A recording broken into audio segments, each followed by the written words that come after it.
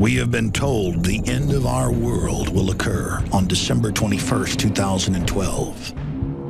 As 2012 draws to a close, will it be the end of our species, the end of our world, or just the beginning? In case you haven't heard, the world is going to end in 2012. December 21st, 2012. The Mayan calendar basically predicts that the world will end in 2012. The world is not going to end December 21st, 2012, coming up in just a few days. It is a hoax. It is a premeditated fraud. No Mayan scholars, no archaeologists have ever come out and looked at the Mayan prophecies in the Mayan calendar and said that it states there's going to be an end of the world. The whole thing is a 30-plus year manufactured hoax, a total and complete scam. And we're going to break down exactly who is behind it and why the mainstream media has been peddling this for decades. Did the Maya think the world would end in 2012? No, they didn't. Now, the Mayan people are fighting back, saying that the idea of the world coming to an end in 2012 did not come from their calendar. But where do we find the modern, end-of-the-world 2012 cult beginning? New Age thinkers like Terence McKenna and Robert Anton Wilson launched what has become the 2012 Doomsday hubbub in the 1970s. They simply used the Mayan date to launch a kickoff of the New Age scenario to garner attention to their other Illuminati New Age writings. Robert Anton Wilson, in his book, The Cosmic Trigger, said that there would be a scientific quickening similar to what Ray Kurzweil says, and that the singularity would begin to happen on December 21st, 2012, and he used the Mayan date as a symbolic trigger for all of this. But there were countless other New Age gurus and establishment-connected types who came out over the next few decades and continued to push this idea that the world would either physically end on December 21st, 2012, or that a new age would start at that point. And that is exactly what we are seeing being promoted and being pushed right now. This end-of-the-world business is a reoccurring theme throughout history. And it gets people to cop out and to not be involved in their daily lives. It makes you have a feeling of powerlessness. And governments and different institutions have always been happy to promote this. The establishment for hundreds of years has gotten Christians to not be politically involved because going back to the time of the Gnostics, they always believed the world was ending next week.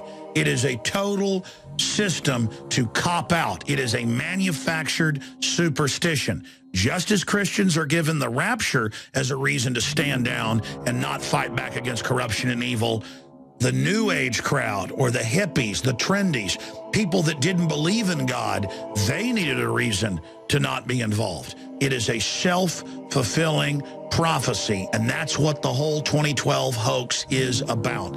An artificial superstition to make people turn control of their lives over to the globalist technocrats. Strangely enough, we find the answer to our current superstition in ancient cultures like the Mayan.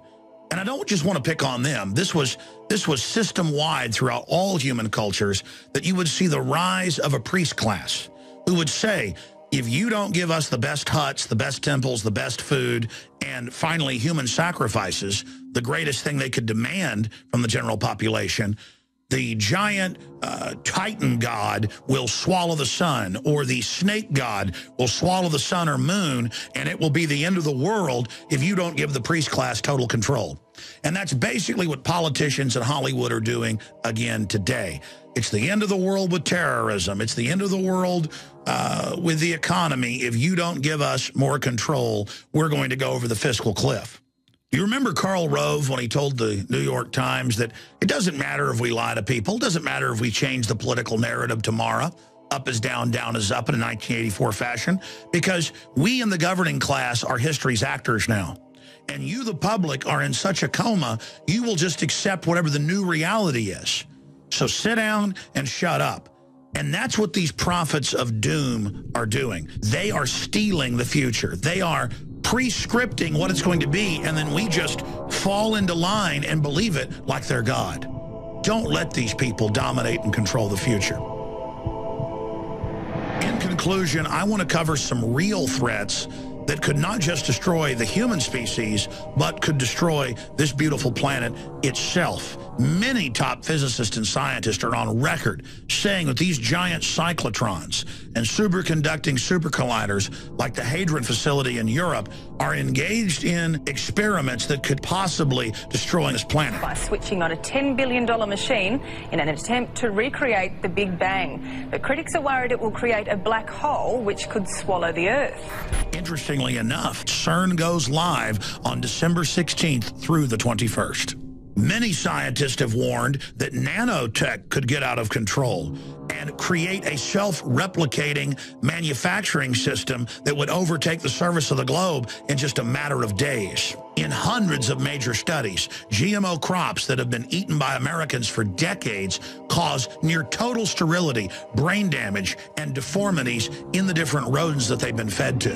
Major universities for decades have been stampeding each other to publish things like the mousepox recipe that can be redesigned for humans very easily and inexpensively and kills more than 90% of mammal species that come in contact with it. And then, of course, there's the good old-fashioned threat of nuclear weapons. More than 60,000 of them held by governments right now, onboard aircraft, underwater submarines, missile cruisers. Back in the 1960s, many nuclear physicists believed that high-altitude detonations of hydrogen bombs could blow a hole in our atmosphere and that the planet could become dead. Still, the military went ahead with the test.